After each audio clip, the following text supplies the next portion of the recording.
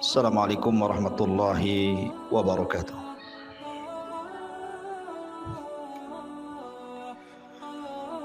Alhamdulillah wassalatu wassalamu ala Rasulillah wa ala alihi wa sahbihi wa mawalah wa la hawla wa la quwata illa billahi wa ba'du.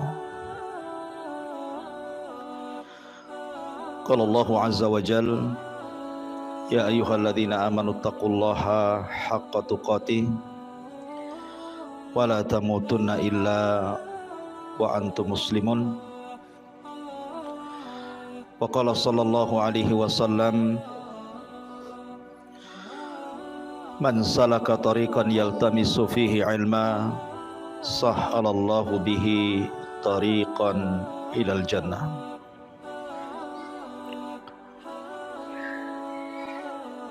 Baik, kita lanjutkan pembahasan kitab Al-Kabair karya Al-Imam Adz-Dzahabi rahimahullahu ta'ala. Dan kita masuk pada dosa besar yang ke-42, istri durhaka kepada suaminya. Ma'asyiral muslimat, ibu-ibu yang dirahmati Allah subhanahu wa ta'ala,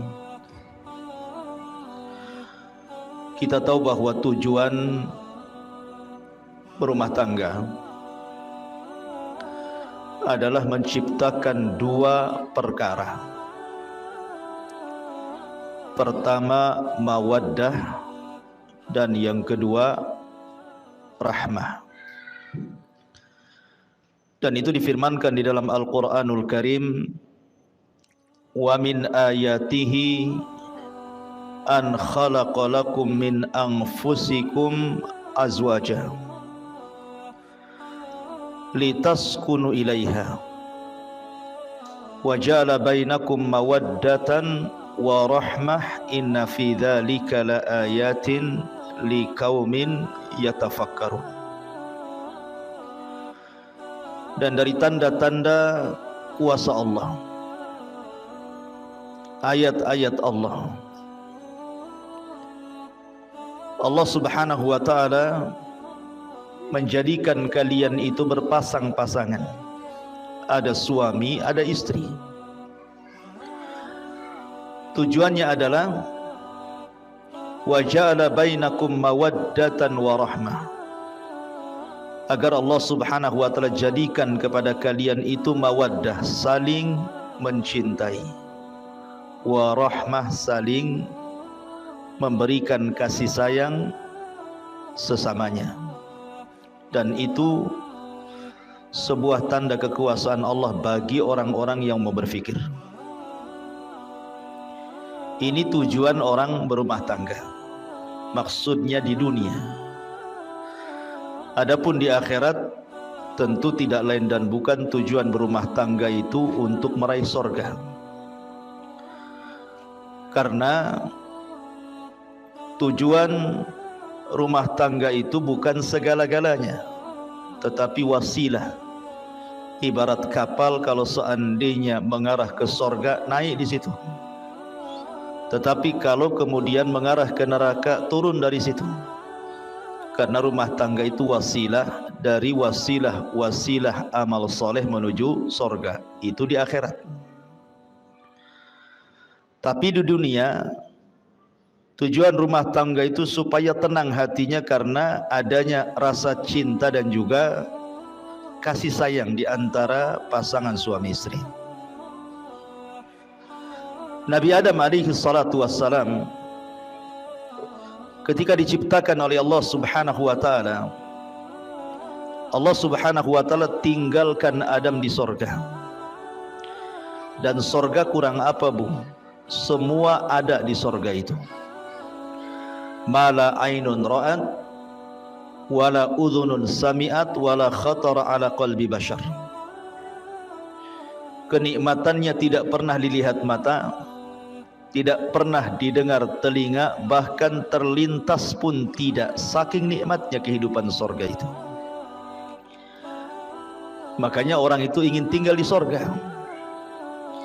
Tetapi ketika Adam hidup sendirian di sorga, sorga yang demikian luar biasa nikmatnya membuat Adam takut. Karena hidup sendirian masalahnya. Makanya kemudian ketika Adam alaihi salatu wassalam tertidur, kemudian terbangun, rupanya di sampingnya ada pasangannya Hawa.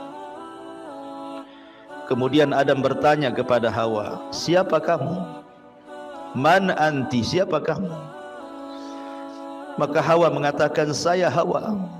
Disebut Hawa karena Hawa dicipta dari zat yang hidup, dari tulang rusuk Adam yang paling atas, yang paling bengkok sebelah kiri dekat jantung. Kemudian Adam bertanya lagi kepada Hawa, kamu diciptakan dari apa? Maka Hawa kemudian menjawab, diciptakan dari tulangmu. Makanya Nabi SAW bersabda, khuliqatil mar'atu min dila'in, bahwa wanita diciptakan dari tulang rusuk laki-laki. Kemudian Adam bertanya lagi, lalu apa tujuan Allah menciptakan kamu? Maka Hawa mengatakan, litaskun ilaika, liaskuna ilaika, agar aku memberikan ketenangan kepadamu. Dari sini Allah Subhanahu wa taala berfirman, wa ja'ala bainakum mawaddatan wa rahmah wa min ayatihi an khalaqa lakum min anfusikum azwaja litaskunu ilaiha wa ja'ala bainakum mawaddatan wa rahmah wa min ayatihi, dan dari tanda-tanda ayat-ayat Allah, Allah menjadikan kalian berpasangan, litaskunu, supaya memberikan ketenangan, Bu. Jadi ibu diciptakan oleh Allah Azza wa Jalla berpasangan dengan suami ibu itu agar ibu bisa memberikan ketenangan kepada suami. Karena banyak suami itu harusnya ketika berumah tangga dia tenang, malah tidak tenang. Banyak suami-suami yang tidak tenang. Kenapa? Karena pasangannya, istrinya tidak bisa memberikan ketenangan. Lah Hawa itu diciptakan untuk memberikan ketenangan kepada Adam. Ingat ini Bu ya, saya kan konteksnya menasihati ibu. Kalau ada bapak-bapak tentu beda lagi ceritanya ya. Jadi saya fokus saja ke ibu-ibu ya. Jadi yang diserang ya ibu saja ya. Jadi posisi ibu itu litaskun, supaya memberikan ketenangan kepada bapak, bukan malah kemudian merepoti laki-laki sehingga rumah yang besar, uang yang banyak, kendaraan yang mewah tidak bisa tenang. Karena itu tidak bisa menenangkan, Bu. Harta sebanyak apapun laki-laki itu, mobil seindah apapun, uang sebanyak apapun, tanah seluas apapun, kalau di sampingnya tidak ada wanita, tidak akan tenang. Dan lebih tidak tenang lagi kalau wanita yang diharapkan ketenangannya tidak menenangkan. Makanya posisi ibu itu harusnya memberikan ketenangan. Jangan sampai kemudian menjadikan suami tidak tenang.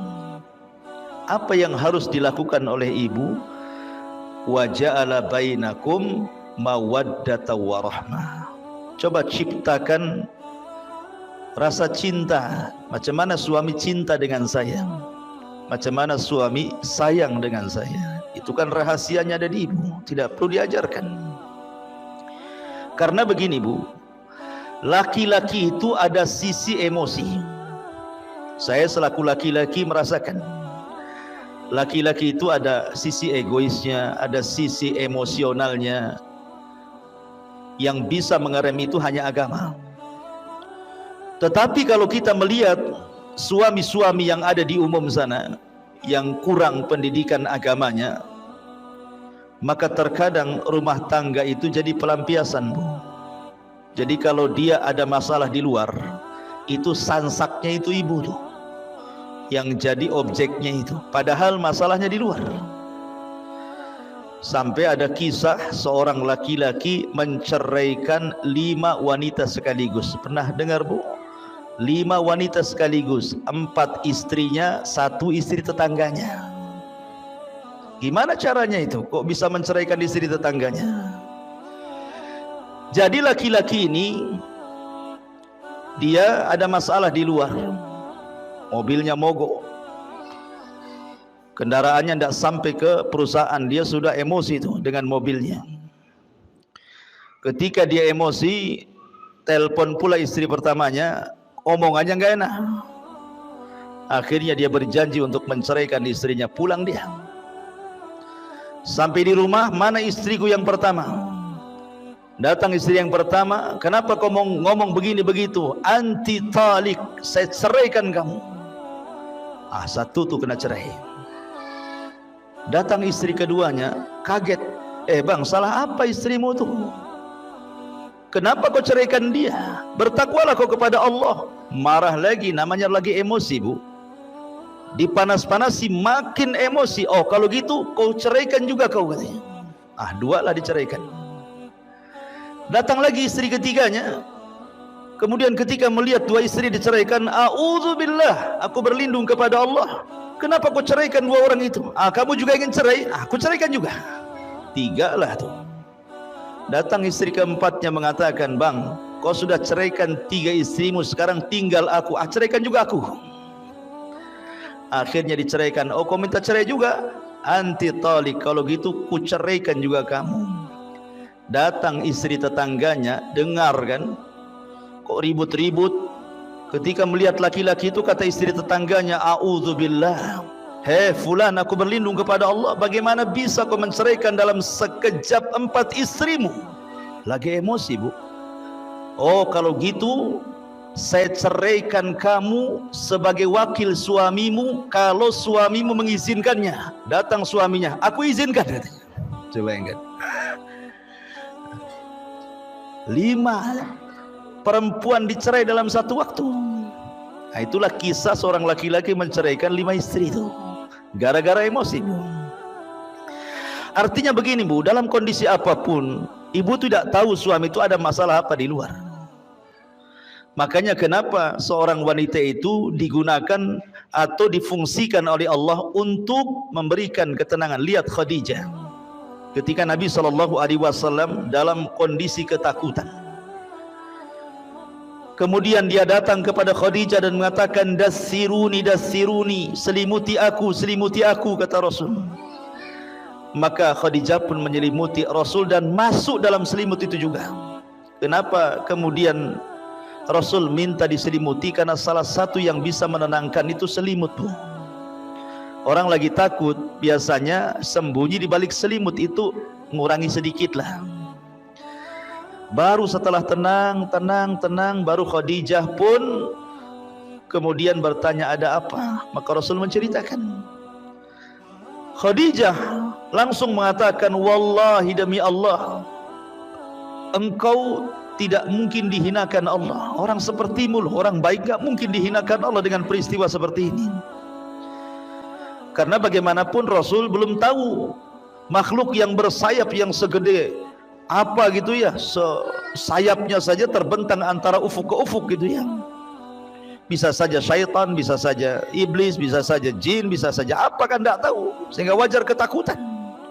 Karena belum tahu kalau itu adalah malaikat masalahnya. Kalau sudah tahu itu Jibril, ya nggak mungkin ketakutan Rasul kan itu. Maka Khadijah hanya mengatakan, wallah la yuhzikallahu abada. Demi Allah, orang sepertimu tidak mungkin dihinakan Allah subhanahu wa ta'ala. Engkau ini orang yang suka menghormati tamu, menyambung silaturahim, membantu orang, macam-macam sifat Rasul yang baik. Kemudian disampaikan Khadijah kepada Rasul, sampai Rasul kemudian tenang. Begitulah seorang wanita. Jadi ciptakan al-hub, perasaan cinta dan juga kasih sayang. Sampai ada satu kisah. Jadi ada seorang tua yang sudah tua, seorang ibu yang sudah tua bu, tinggal di Amerika. Ceritanya tinggal di Amerika, di negeri kafir. Ibu ini sedang sakit, sudah nenek-nenek, sudah tua, sakit. Kemudian ada seorang wanita muda merawat dia setiap hari. Merawat dia setiap hari. Terkadang menyuapi, ngurutin, mijitin, menghibur dengan kata-katanya. Baik sekali wanita muda ini kepada ibunya ini. Jadi susternya itu heran gitu ya. Karena setiap hari asik dia saja. Seolah-olah nggak ada keluarga lagi ibu ini. Asik dia lagi gitu. Jadi dia bertanya, siapa kamu? Apa tidak ada keluargamu? Kenapa kamu terus yang menjaga ibumu ini? Katanya, perempuan muda ini bukan ibuku. Jadi kagetlah suster ini ya. Karena perlakuan anak ini persis seperti ibunya sendiri gitu ya. Memberikan kasih sayang, ngasih makan, begitu seterusnya lah. Jadi perawat kafir ini heran. Bukan ibunya tetapi memperlakukan lebih-lebih daripada ibunya. Jadi perawat ini tanya, kamu ini siapa? Maka maksudnya ibu itu siapanya kamu gitu ya. Kata wanita muda itu, aku ini seorang muslimah. Aku ini seorang wanita muslimah. Ibu ini adalah mertuaku. Dia adalah ibu daripada suamiku. Jadi ketika mendengar nih suster ini bahwa itu bukan ibunya tapi mertuanya, bukan yang melahirkannya tetapi sayangnya begitu luar biasa. Kok bisa gitu ya? Akhirnya dia berpikir, demi Allah, kata suster kafir ini, aku punya ibu. Kemarin pun sakit tetapi aku tidak pernah menjenguknya. Terkadang hanya aku lewat WA saja, semoga lekas sembuh, tapi tidak pernah datang, apalagi sampai seperti menyuapi, menghibur, memijiti, dan begitu seterusnya gitu ya. Maka seorang wanita muslimah ini mengatakan, demi Allah, bahwa aku berbuat baik kepada mertuaku ini karena ini bagian daripada hakku berbuat baik kepada suamiku. Oh, ketika mendengar indahnya syariat Islam ini, akhirnya kemudian suster kafir ini masuk Islam. Lihatnya. Jadi ketika ibu ini berbuat baik kepada orang tua suami, maka ibu harus menganggap orang tua suami itu sama dengan ibu sendiri. Dan itu bagian bahwa ibu sedang melaksanakan hak sebagai seorang istri kepada suaminya. Ini di zaman ini tidak aneh gitu ya, suami ini ngirim uang sama ibunya, ibu pula yang emosi, ya kan? Jangan banyak-banyak bang kalau ngirim itu. Ini rumah belum selesai, kulkas belum dibeli, sepeda motor belum lunas, tanah sebelah belum dibeli. Aduh, semua pengen semuanya. Itu namanya ngajari durhaka suami kepada orang tua namanya. Tidak boleh. Yang ada ibu menjadikan mertua itu sama sayangnya dengan kepada ibu sendiri. Itu yang harus dilakukan sebagai hak seorang istri kepada suami ya. Ma'asyiral muslimat, ibu-ibu yang dimuliakan Allah subhanahu wa ta'ala. Makanya juga ada satu kisah, nanti kita sebelum masuk, kisah luar biasa ini ibu. Jadi satu sisi ini seorang wanita percontohan kepada ibu-ibu yang lainnya ya. Ada satu kisah saya baca dalam kitab, lupa kitabnya, tapi ini kisah nyata gitu ya. Jadi ada seorang wanita muslimah, akhlaknya baik sekali, sayang dengan suaminya, cinta dengan suaminya, pokoknya luar biasa. Dia tidak pernah mengecewakan suaminya, tidak pernah kata-katanya menyakiti suaminya. Dia berusaha tidak ada pertengkaran dalam rumah tangganya.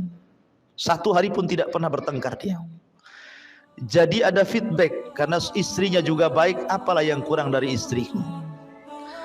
Tetapi yang kurang dari istrinya adalah istrinya tidak bisa melahirkan. Istrinya mandul, tidak bisa punya anak. Padahal yang namanya seorang orang tua, kalau anaknya meninggal itu kan diharapkan punya cucu bu ya.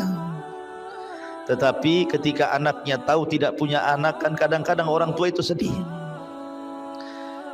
Tetapi karena istrinya ini memang betul-betul baik pada suaminya, dan suami juga sayang kepada istrinya gitu ya. Jadi istrinya ngomong sama suaminya, bang, baiknya abang nikah lagi saja.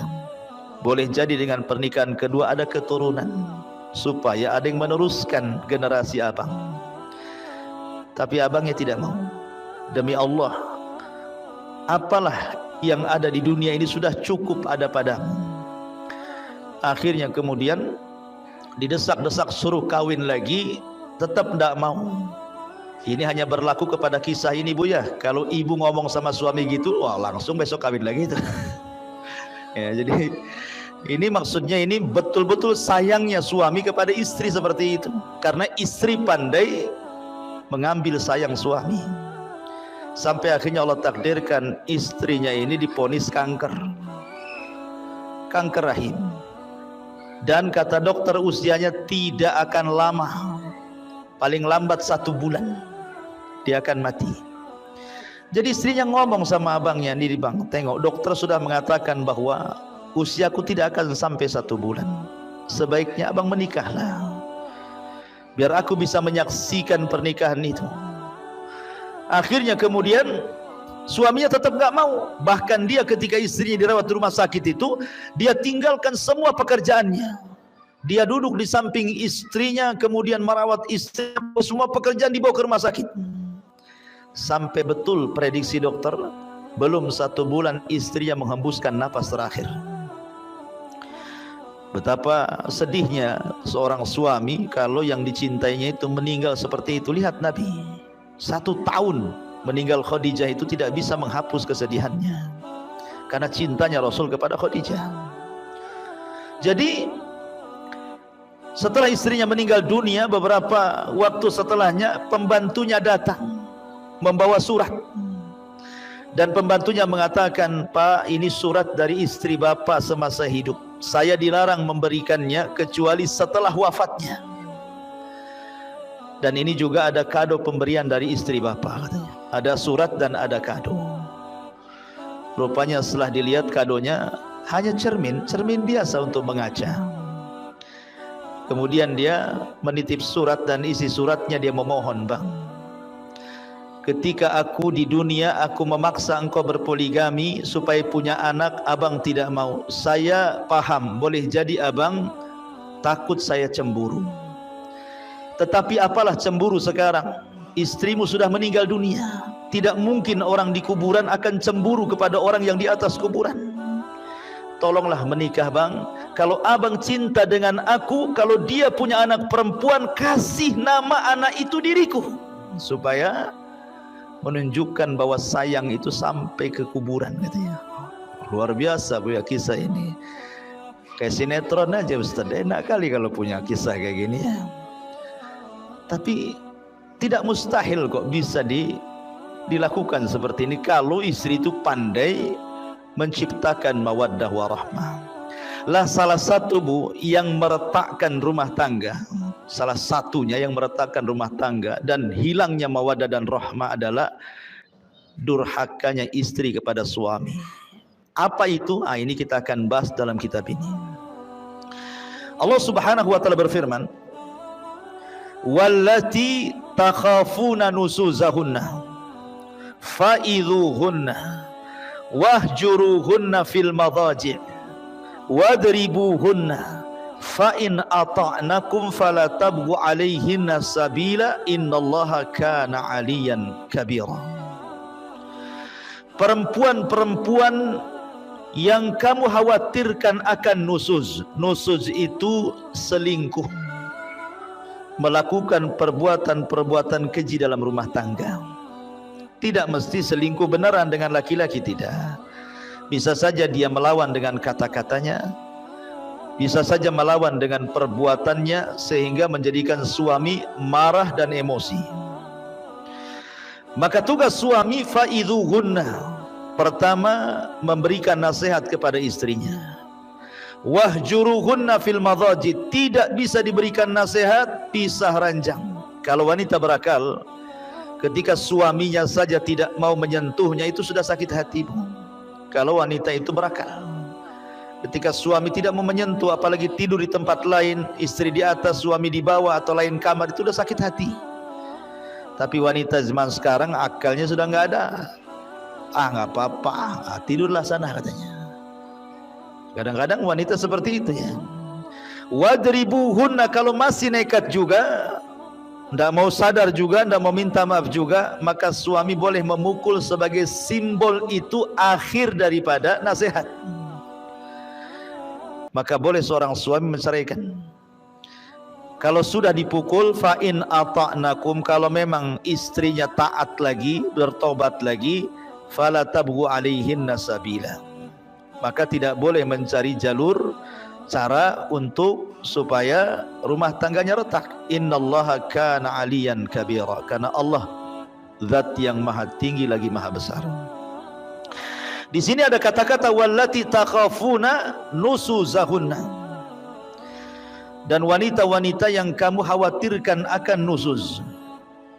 Jadi Nabi SAW ketika mengatakan bahwa ada wanita-wanita yang nusuz, memang kenyataannya banyak wanita-wanita itu yang nusuz, baik dengan ucapan atau dengan perbuatan, dan yang banyak adalah dengan ucapan. Yang paling banyak nusuz seorang istri itu ucapan istri kepada suami.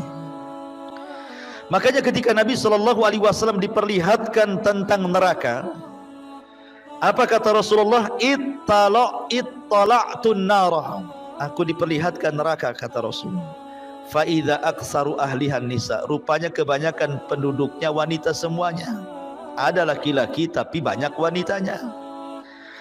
Kemudian sahabat bertanya, apakah mereka kufur kepada Allah? Maksudnya tidak salat, tidak puasa, tidak zakat, tidak ibadah, tidak baca Quran gitu ya. Kata Rasul, tidak, mereka rajin salat, sebagian mereka rajin puasa, sebagian mereka rajin sedekah, sebagian mereka rajin ibadah. Pokoknya hak dia dengan Allah tidak dikurangi. Lalu kenapa mereka bisa masuk neraka? Maka Rasul mengatakan walakinnahunna yakfurnal ashir, karena mereka wanita itu suka kufur dengan suami dengan kata-katanya. Ingat, di sini dengan kata-katanya. Karena biasanya lisan kalau nyakiti orang lebih berpengaruh dibandingkan yang lainnya. Kemudian Nabi SAW ditanya gitu ya, bagaimana bentuk kufurnya?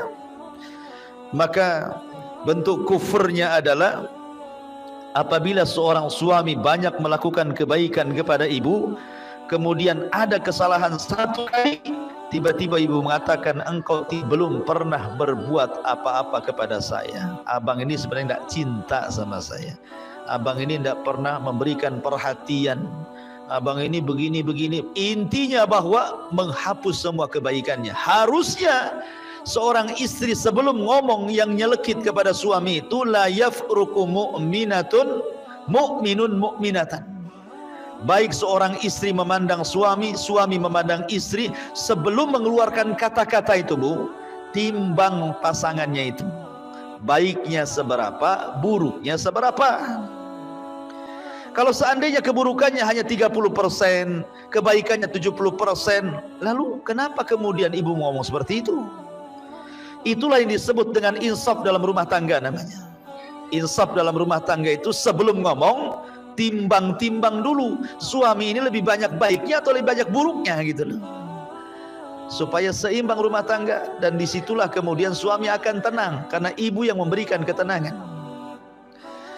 Lah di sini Nabi SAW mempertegas lagi apa yang dimaksud nusuz di sini. Nabi mengatakan, idza da'a ar-rajulu imra'atahu ila firashihi falam ta'tihi fabata ghadbana 'alaiha la'anathal malaikatu hatta tusbiha. Apabila seorang suami mengajak istrinya ke tempat tidur, tetapi sang istri menolaknya, sehingga sang suami marah-marah sepanjang malamnya dongkol, maka para malaikat akan melaknat ibu tersebut atau istri tersebut sampai datang waktu subuh. Subhanallah. Di dalam hadis, Bu, ada yang mengatakan apa? Idza tazawwaja ahadukum faqad istakmala nisfa dini. Apabila seorang itu menikah, berarti seseorang sudah mendapatkan separuh agama, kan gitu ya. Ibu dapat separuh agama, bapak pun dapat separuh agama. Apa yang dimaksud separuh di sini? Separuh agama yang dimaksud dalam rumah tangga adalah kebutuhan biologis. Ya Ibu ya. Jadi separuh agama itu artinya kebutuhan biologis. Karena kalau orang tidak berpasangan, tidak punya istri atau tidak punya suami, cenderung maksiat kepada Allah Azza wa Jalla.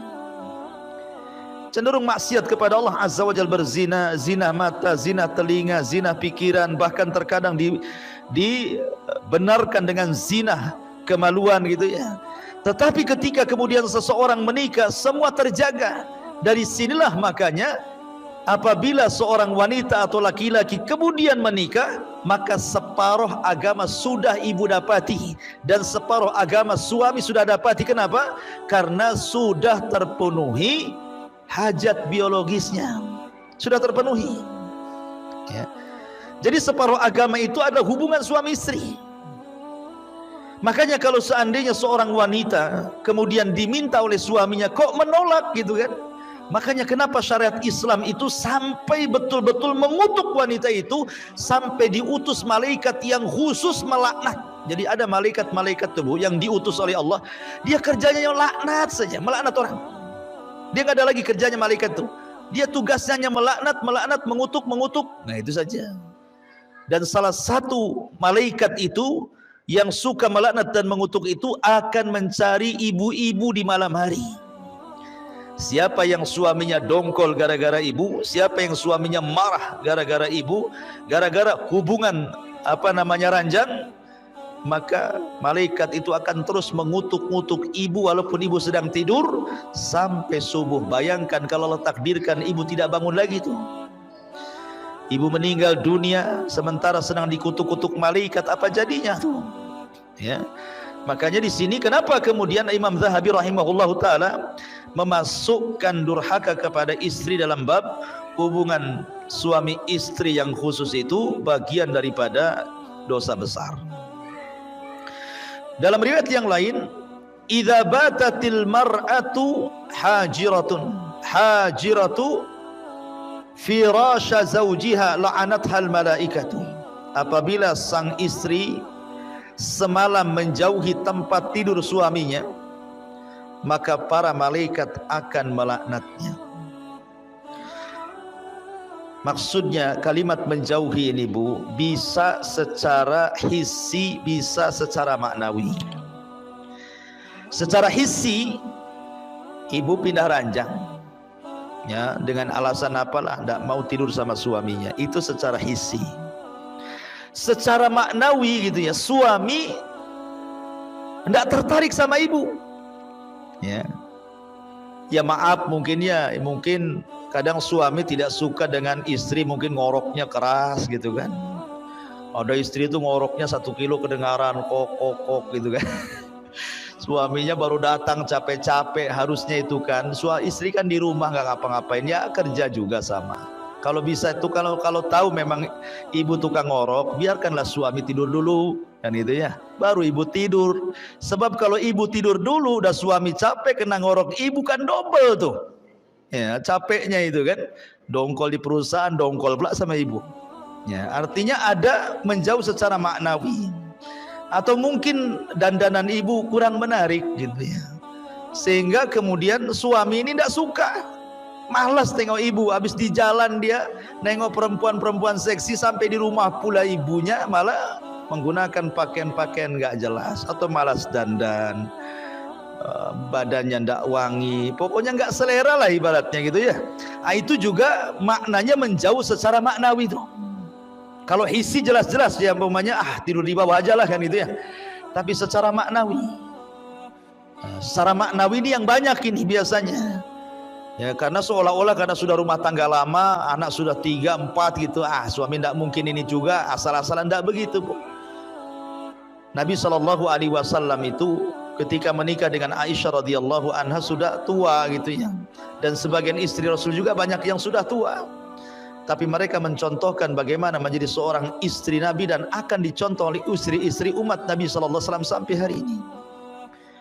Maka bahagiakan suami. Kemudian Rasul juga mengatakan, walladzi nafsi biyadi ma min rajulin yad'u imra'atahu ila firashiha fata'ba alaihi illa kana alladhi fis samai sakhitan 'alaiha hatta yarda anha zawjuha.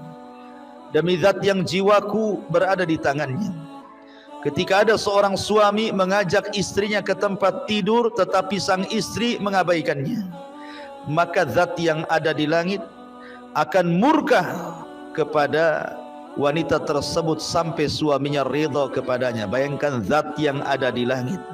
Siapa? Allah. Allah akan murka. Ya.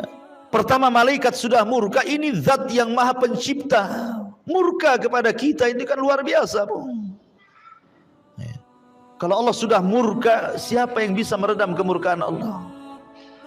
Makanya kenapa kemudian Imam Zahabi memasukkan minal kabair, dosa besar. Bahkan dalam riwayat, la yahillu limra'atin antasuma wa zawjuha syahidun illa bi'idni wala ta'dhana fi baitihi illa bi'idni. Tidak halal artinya haram. Ketika Rasul mengatakan tidak halal, berarti kebalikannya haram. Seorang wanita berpuasa sunnah sementara suaminya hadir. Suaminya tidak kerja, suaminya di rumahnya. Tidak boleh, kecuali izin daripada suaminya. Izin pun kalau seandainya paginya diizinkan, kemudian siang dia minta, batalkan, Bu.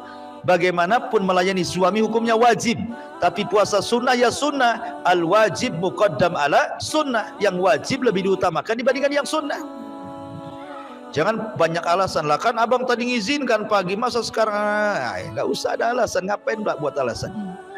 Ibu ini kan puasa cari pahala. Ini pahala yang lebih besar di hadapannya. Kenapa pula mempertahankan pahala yang kecil, mengabaikan pahala yang besar? Kan aneh jadinya.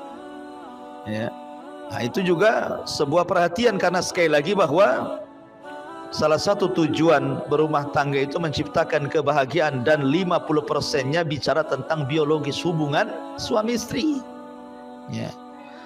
Kemudian juga Nabi mengatakan, "Lau kuntu amiran ahadan an yasjuda li ahadin la amartul mar'ata an tasjuda li zawjiha li idhami haqqiha." Kalaulah saja aku dibolehkan untuk menyuruh seorang agar sujud kepada yang lainnya, niscaya aku perintahkan istri sujud kepada suaminya karena besar haknya. Begitulah. Maka jangan pernah menentang ajakan suami. Jangan pernah ada alasan, saya ini capek Ustaz, dari pagi lah saya ini masaklah, inilah itu dan lain sebagainya, ya kan? Memang hidup di dunia kan capek, Ibu. Siapa yang tidak capek? Hidup di dunia ini capek. Tidak ada yang tidak capek, ya kan? Semua jadi ibadah gitu ya. Makanya sekecil apapun dalam urusan rumah tangga itu jadi ibadah, Bu. Contoh, Bu, pandangan, an-nazar. Apabila seorang pasangan memandang pasangannya yang lain, suami memandang istrinya, istri memandang suaminya, nazaran, dengan pandangan yang menyenangkan, maka Allah akan buat pandangan itu menjadi pandangan rahmat, Bu. Jadi kalau ibu memandang suaminya karena sayang, karena cinta, maka Allah ganti pandangan ibu itu menjadi pandangan rahmat kepada suaminya. Ya, Bu, ya. Nah, jadi jangan sekali, kadang-kadang gara-gara masalah kecil pandangan sudah berbeda. Istrinya pengen dibelikan apa sama suaminya kan, mungkin sudah janji tak sebulan 2 bulan mau belikan cincin umpamanya gitu ya. Bang, abang kan udah janji mau belikan cincin 5 gram jadilah bang, katanya. Kata abangnya, nantilah, belum ada uang. Mulai pandangannya sinis, beda tuh. Kan? Jangan, Bu, ya. Jangan seperti itu. Kalau bisa stabilkan sajalah pandangan itu. Nggak perlu kemudian gara-gara itu kemudian sinis pula gitu. Supaya suaminya dibuat pula persoalan, supaya suaminya betul-betul belikan ibu emas, dibuat gara-gara lah bahasanya kan. Jadi mandang saja pahala. Apalagi kalau lebih daripada itu, turun dari pandangan ke lisan, senyum. Senyum ini terkadang pengaruhnya lebih besar dibandingkan bicara, Bu. Ya. Senyum itu bisa lebih besar pengaruhnya dibandingkan orang bicara, merayu. Ya. Tetapi senyum itu pengaruh luar biasa. Saking berpengaruhnya senyum itu, sampai Rasul mengatakan, loh, tabassumuka li akhika sadaqah. Senyum kamu kepada saudaramu itu dianggap sedekah. Loh, bagaimana kalau seorang istri senyum kepada suami? Tidak pernah senyum terus, kan enak, Bu, kalau orang senyum terus. Ya, kayaknya suami itu kayaknya tenang, kayak pengen pulang terus. Walaupun merasa salah itu kalau nengok senyum istrinya itu tenang, Bu. Ya. Tapi kalau ibu sudah menampakkan apa namanya wajah seramnya ya, gimana suami akan tenang? Senyumlah walaupun ada masalah, senyum. Terkadang aneh, ada seorang istri lagi masalah dengan suaminya, tiba-tiba ada telepon dari kawannya, sempat-sempatnya dia tertawa dengan kawannya di saat dia sedang bermasalah dengan suaminya. Padahal tertawa dan senyum kepada kawannya dalam telepon itu dibuat-buat karena hatinya dia sedang dongkol gitu loh.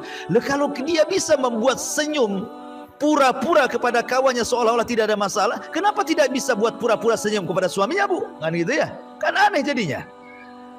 Kok sama orang bisa pura-pura, kok sama suami tak bisa pura-pura gitu ya? Buatlah senyum pura-pura, ada apa-apa senyum pura-pura. Masalahnya gini Ustaz, saya kalau senyum-senyum kepada suami apa kau katanya? Ada apa? Ya karena ibu jarang senyum. Jadi kalau ibu senyum, suami udah deg-degan tuh jadinya. Ini jangan-jangan ada maunya nih kan gitu ya. Nah, tapi kalau orang senyum terus kan nggak curiga suami itu. Ini jarang senyum, sekali senyum pasti ada apa-apa tuh di balik senyum tuh. Makanya apalagi kalau tambah daripada pandangan senyum sampai kepada kata-kata, sampai kepada perbuatan. Maksudnya perbuatan itu ibu menyenangkan suami, betul-betul menyenangkan gitu ya. Mampu menjaga badan, mampu menjaga badan. Ini enggak gitu ya. Makin bulan kok makin tambah lah beratnya ini. Timbangannya sampai jarumnya nggak ada lagi angkanya. Ya, jadi jagalah penampilan, jaga pakaian, jaga semuanya. Nggak masalah, saya sudah tua Ustaz. Nggak ada, agama itu nggak ada tua, nggak ada muda. Ya. Agama itu semua sama ya, mau tua, mau muda, mau baru kawin, mau sudah lama kawin, semua sama. Karena inti rumah tangga itu adalah mencari redha. Sementara suami itu ibaratnya ibu bagi suami. Kalau keredhaan Allah itu di tangan seorang ibu bagi suami, maka keredhaan Allah bagi istri ada di tangan suami. Mana dalilnya? Lihat hadis selanjutnya. Ungduri aina anti minhu fa innahu jannatuki wa naru. Berkata Aman bin Muhsan, aku pernah menceritakan suamiku kepada Nabi SAW. Lalu dia mengatakan, kata Nabi SAW ketika dia mengatakan, bagaimana kondisimu dengan suamimu? Kata wanita ini, aku sudah berusaha keras membahagiakan suamiku kecuali apa yang aku tidak sanggup, kata wanita ini. Maka Rasul bersabda, lihatlah di mana posisimu di hadapan suamimu. Karena suamimu bisa menjadi sorgamu dan juga bisa menjadi nerakamu. Jadi yang menentukan sorga dan neraka seorang anak wanita itu, istri itu adalah suaminya. Beda dengan suami. Kalau suami yang menentukan sorga dan neraka ibunya, orang tuanya, karena haknya lebih besar dibandingkan kepada istri dan anaknya. Beda dengan istri, ya kan? Kalau istri yang lebih berhak kepada suami, adapun orang tuanya nomor dua. Kalau suami orang tuanya nomor pertama, istri dan anaknya nomor kedua. Makanya di mukadimah saya katakan, jangan ibu ajari suami durhaka kepada orang tua. Jangan. Laki-laki itu berakal, Bu. Dia tahu bagaimana cara membahagiakan. Ya. Walaupun sebenarnya orang tua, dimanapun orang tua, Bu, ketika melihat anaknya sukses itu pasti dia senang.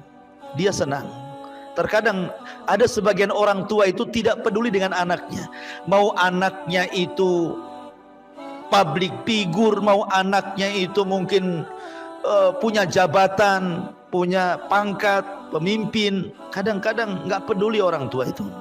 Orang tua itu hanya menyokolahkan anak itu supaya anaknya jauh lebih baik dibandingkan orang tuanya. Apalagi orang-orang tua di desa yang tahu bahwa kita ini anaknya, gitu saja, nggak peduli ibu ini jadi apa di Batam ini, suami jadi apa, nggak peduli. Seorang tua itu di mana-mana hanya ingin diberikan kasih sayang kepada dia gitu ya dari anaknya. Maka ibu jangan ajari durhaka seorang anak kepada orang tuanya. Arahkan, ingatkan kalau perlu, Bu. Bang, gimana orang tuanya? Gimana? Udah dikirim belum? Udah ditelepon belum? Begitu ya. Dia didoakan belum itu? Kalau sudah meninggal, sedekahlah untuk orang tua abang. Begitu harusnya. Bukan ngalang-ngalangi gitu ya. Makanya penting sekali. Mungkin saya pernah cerita ya, saya dengar salah satu ustadz itu, Ustadz Pekanbaru kalau nggak salah itu, menceritakan tentang aduan seorang ibu kepada anaknya. Gara-gara anaknya itu dilarang-larang istrinya tidak boleh nelpon sama orang tuanya. Padahal anaknya ini sukses, secara dunia sukses. Jadi ibunya itu nelpon dari kampung. Assalamualaikum nak. Waalaikumsalam. Kata ibunya, nak, sudah lama hampir 1 tahun kau tidak telepon aku. Kata anaknya, iya bu, alasannya sibuk pekerjaan. Padahal istrinya yang menghalang-halangi itu. Kemudian ibunya yang mengatakan, ya sudah, yang penting kau sehat-sehatlah di situ dengan anak binimu. Kemudian 2 bulan selang ibunya telepon lagi, dengar berita bahwa anaknya bisa beli mobil. Oh, senanglah ibunya. Dia mengatakan, nah saya dengar kau beli mobil bagus. Kata anaknya, ya alhamdulillah, kau pandai menyenangkan anak istrimu. Lihat, orang tua itu di mana-mana.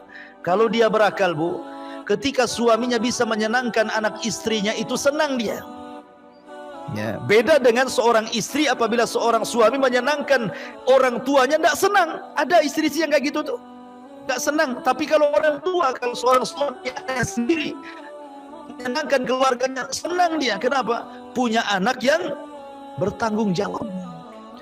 Kemudian ditelepon lagi gitu kan, nah saya dengar kau punya baru beli rumah gitu ya. Alhamdulillah, kau pandai bertanggung jawab. Akhirnya sampai kepada ceritanya mengagetkan karena rupanya istrinya ini suka dengan binatang, suka dengan anjing pula istrinya itu. Jadi suaminya belikan anjing lah, tak tanggung-tanggung, harganya 40 juta, beli dari Belanda lagi. Wah, banyak kali tuh, beli anjing saja 40 juta, impor lagi dari Belanda. Akhirnya terdengar sama ibunya, teleponlah ibunya, nah apa benar kau beli anjing 40 juta dari Belanda? Kata anaknya, betul bu. Dia nutup-nutupi istrinya. Kata ibunya, dengarkan nak, ini wasiat ibu terakhir kali ya. Kau beli anjing harga 40 juta. Kau buat tempat yang indah untuk anjingmu. Kau beli makan untuk anjingmu pagi, siang, sore, malam. Kau rawat anjingmu pagi, siang, sore, malam. Demi Allah nak, kalau seandainya Allah subhanahu wa ta'ala wafatkan ibumu ini, kemudian Allah ciptakan kembali ke dunia, demi Allah, ibu tidak mau tercipta menjadi seorang manusia, hanya ingin tercipta menjadi seekor anjing supaya ibu bisa melihatmu. Oh, bayangkan, saking sakit hatinya seorang ibu itu. Ya, padahal doa seorang ibu itu 1 kali saja bu, 1 kali saja seorang ibu itu berdoa, kata Imam Syafi'i, itu sudah cukup, bisa membahagiakan rumah tangga anaknya. Tapi orang tua hari ini banyak mendoakan kebaikan orang tua, bukan hanya sekali, tapi tidak diijabah oleh Allah. Kenapa? Karena anak terlampau banyak menyakiti orang tuanya, sehingga doanya tidak diijabah. Padahal yang namanya orang tua kandung itu cuma 1 bu, ayah kandung pun cuma 1. Nggak ada ibu kandung, ayah kandung kedua, itu nggak ada ceritanya. Artinya bahwa kalau masih hidup dan dekat, kunjungi, ajak suaminya. Kalau jauh, telepon, seringlah telepon. Kalau memang sudah meninggal, ajak ke kuburannya, ziarah, kemudian berdoa, bersedekah, kan begitu. Lah harusnya istri mendorong-dorong suaminya untuk melakukan seperti itu. Kemudian Rasul mengatakan, la yanzurullah ila imra'atin la tashkuru li zawjiha wa hiya la tastaghni anhu. Allah tidak akan melihat kepada seorang istri yang tidak bersyukur kepada suaminya sedangkan ia masih membutuhkan suaminya. Dia butuh suaminya tapi dia tidak sayang. Ini wanita terlaknat kan ini. Dan yang terakhir, man kharajat min baiti zawjiha la'anathal malaikatu hatta tarji'a aw tahtub. Barang siapa seorang istri yang keluar dari rumah suaminya tanpa izin suami, maka para malaikat akan melaknat hingga dia kembali atau bertobat. Banyak istri gara-gara bertengkar dengan suami dia nggak sabar. Akhirnya ditinggalkan suaminya pulang ke rumah orang tuanya. Itu kan banyak tuh kasus-kasus kayak gitu Bu ya. Dia tidak baca hadis ini. Ya, Allah laknat. Kalau ada permasalahan dengan suami, maka cobalah cari solusi berdua. Kalau tidak sanggup, maka libatkan keluarga. Atau mungkin ustad-ustad, atau mungkin wejangan-wejangan dari tokoh-tokoh yang mungkin dekat dengan suami, atau bisa mendamaikan, atau bisa menenangkan. Yang jelas jangan terburu-buru keluar, apalagi tanpa izin suami. Itu ada masalah. Tidak ada masalah saja tetap dilaknat. Makanya biasakan Bu keluar ke tetangga saja, izin sama suami, walaupun suami lagi kerja WA lah gitu, bang saya mau ke rumah tetangga gitu ya, minta izin, apa salahnya? Apalagi jauh, apalagi ada masalah ya. Maka ini harus diperhatikan dosa besar yang seperti ini, karena bagaimanapun itu penentu surga dan neraka ibu di hadapan suami. Wallahu a'lam bishawab. Ini yang bisa sampaikan, mudah-mudahan ada manfaatnya. Atau mungkin ada pertanyaan, silahkan kita buka tanya jawab.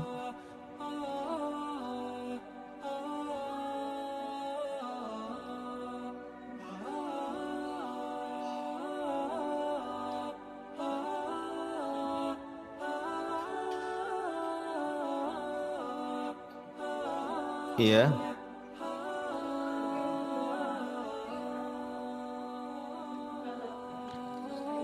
Iya.